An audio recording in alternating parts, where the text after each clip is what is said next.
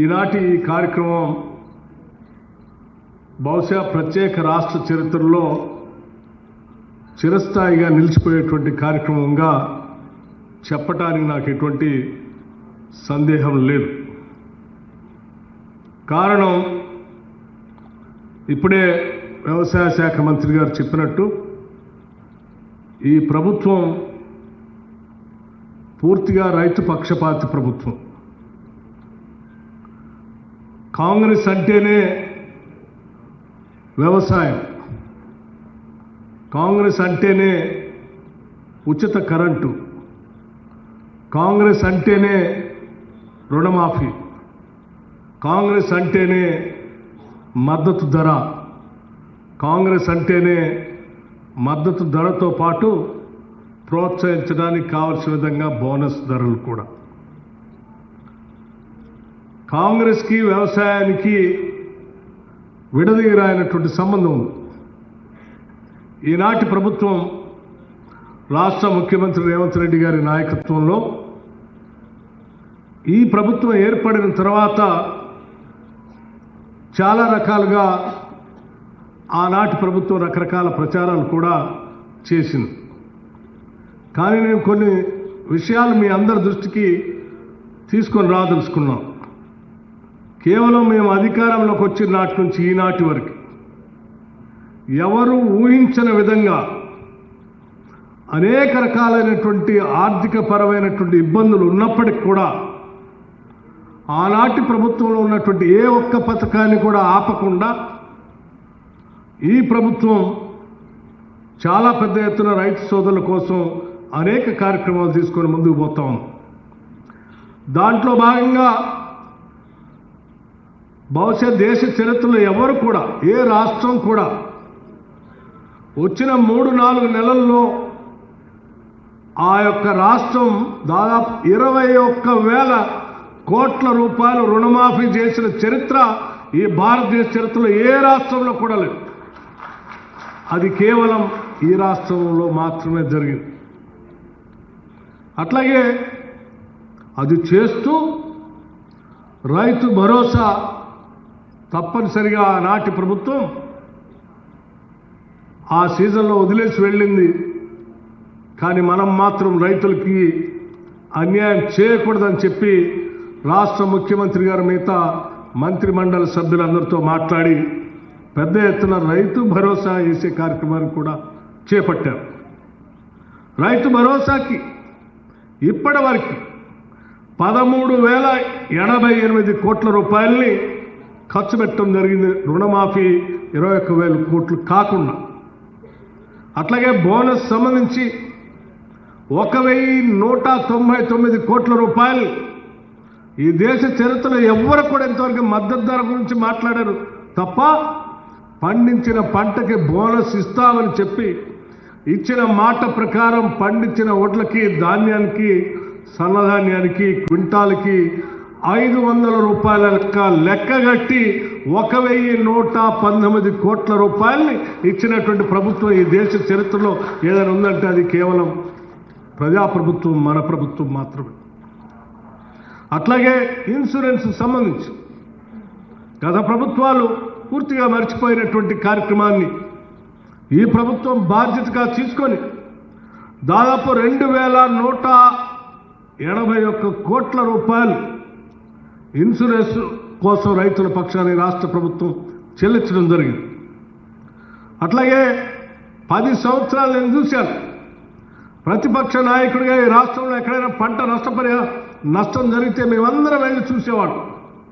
ముఖ్యమంత్రిని ఆనాటి ప్రభుత్వాన్ని డిమాండ్ చేసేవాడు.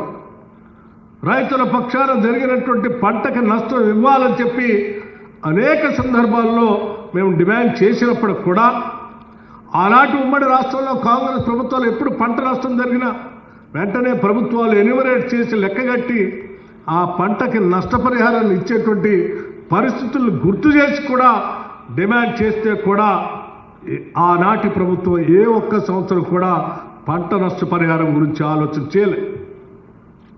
కాంగ్రెస్ పార్టీ అధికారంలోకి రాగానే ఆనాటి కాంగ్రెస్ ప్రభుత్వాలు ఏ రకంగా అయితే చేశాయో తిరిగి మళ్ళీ ఈ రాష్ట్రంలో పంటకు నష్టం జరిగితే ఆ నష్టాన్ని అంచనా వేసి దాదాపు 260 కోట్ల రూపాయలు పంట నష్ట పరిహారం చేసింది కూడా మన ప్రభుత్వమే.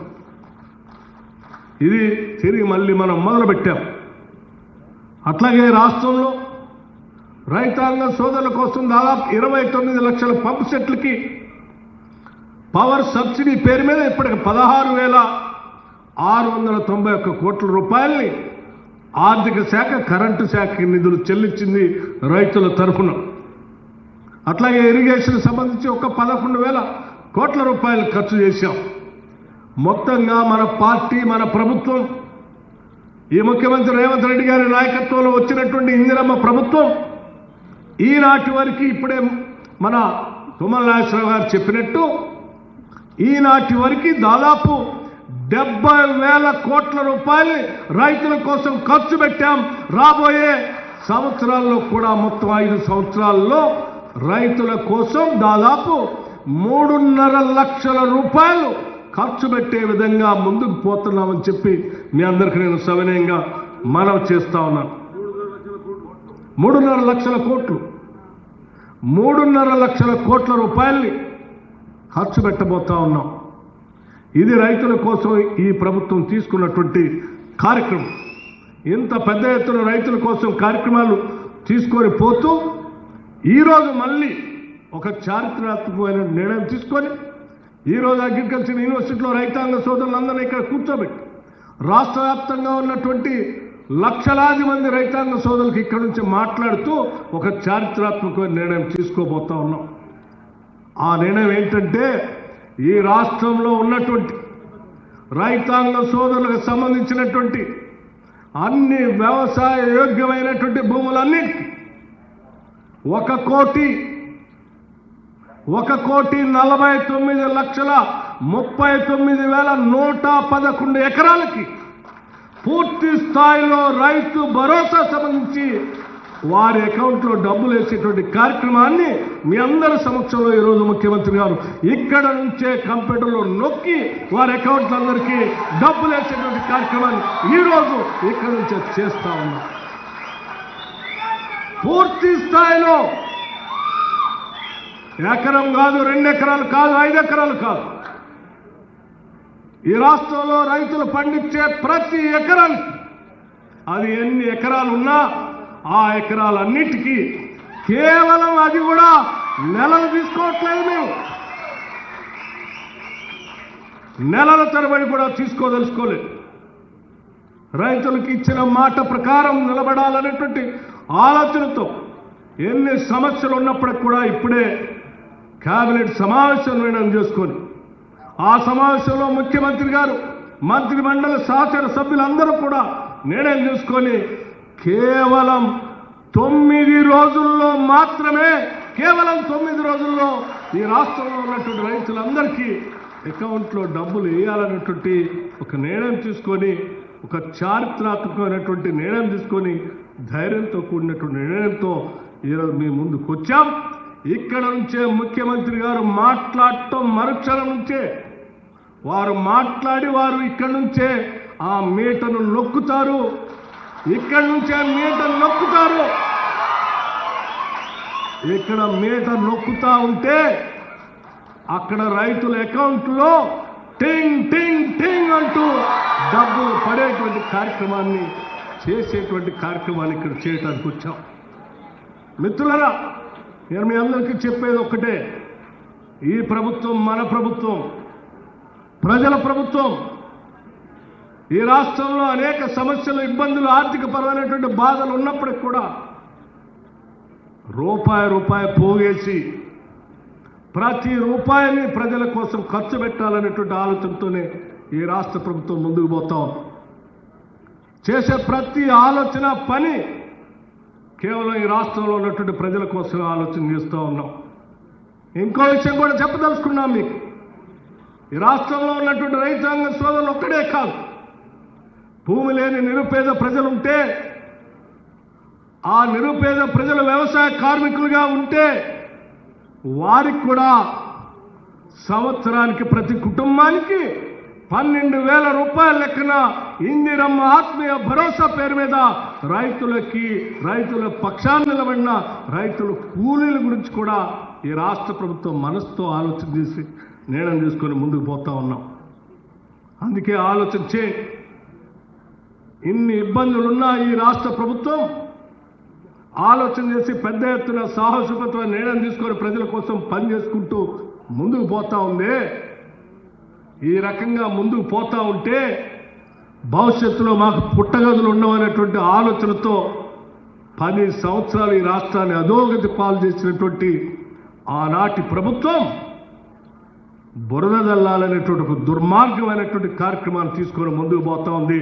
దీన్ని గమనించాలని చెప్పి ఈ రాష్ట్రంలో ఉన్నటువంటి రైతాంగ సోదరులందరికీ కూడా నేను విజ్ఞప్తి చేస్తా ఉన్నాను. సోదరులారా, రైతులారా, ఆలోచన చేయండి. మన కోసం ఈనాటి ప్రభుత్వం నిటారుగా నిలబడి వారికి అనేక ఇబ్బందులు ఉన్నప్పుడు కూడా మనకిచ్చిన మాట ప్రకారం కేవలం 9 రోజుల్లోనే ఉన్న ఎకరాలన్నిటికీ కూడా రైతు భరోసా ఇచ్చే కార్యక్రమం తీసుకొని ముందుకు పోతా ఉంది. అటువంటి ప్రభుత్వాన్ని అరచేతిలో పెట్టుకొని ఆశీర్వదించి నిలబెట్టుకొని అవాకులు చవాకులు మాట్లాడి బురద జల్లేటువంటి వారికి బుద్ధి చెప్పాల్సినటువంటి అవసరం కూడా ఉందని చెప్పి నేను మీ అందరికీ విజ్ఞప్తి చేస్తా ఉన్నాను. ప్రజలకు మేలు జరుగుతూ ఉంటే చూడలేనటువంటి ప్రభుత్వం ఆనాటి ప్రభుత్వం ప్రజలకి వాళ్ళకి కావాల్సినటువంటి సహాయ సహకారాలు అందిస్తూ ఉంటే కళ్ళల్లో నిప్పులు పోసుకొని అడ్డగోలుగా మాట్లాడేటువంటి ఆ నాయకత్వానికి నేను ప్రత్యేకంగా చెప్పాల్సినటువంటి అవసరం లేదు. వాళ్ళే చెప్పారు. అక్కడ ఉన్నటువంటి వాళ్ళంతా కూడా దెయ్యాలని, ఆ దెయ్యాలు ఈరోజు వికటాట్టాసం చేసి గ్రామాల్లోకి వచ్చి మాట్లాడేటువంటి కార్యక్రమం చేస్తూ ఉంటారు. రైతులుగా నేను మీ అందరికీ ఒకటే విజ్ఞప్తి చేస్తా ఉన్నాను. ఊరు పొలిమేరల్లో కూడా దెయ్యాల్ని రానియొద్దు. గ్రామాలు సుభిక్షంగా ఉండాలి, పంటలు బాగా పండాలి, రైతన్నలు బాగా ఉండాలని చెప్పి మీ అందరికీ నేను సవినయంగా మనవి చేస్తూ ఈ చేసేటువంటి ఈ కార్యక్రమానికి మాకు మీ ఆశీర్వచనాలు, మీ దీవెనలు మెండుగా ఉంటే ఇంకా ధైర్యంగా రైతుల కోసం ఇంకా పెద్ద ఎత్తున చేసే కార్యక్రమాలు చేస్తామని చెప్పి మీ అందరికీ నేను మరొక్కసారి సవినయంగా మనవి చేస్తూ ఈ సంవత్సరం ఇప్పటికే 70,000 కోట్లు ఖర్చు పెట్టాం. రాబోయే రోజుల్లో ఇంకా పెద్ద ఎత్తున రైతుల కోసం ఖర్చు పెడతామని చెప్పి మీ అందరికీ మాటిస్తూ సెలవు తీసుకున్నాను. జై హింద్. రఘు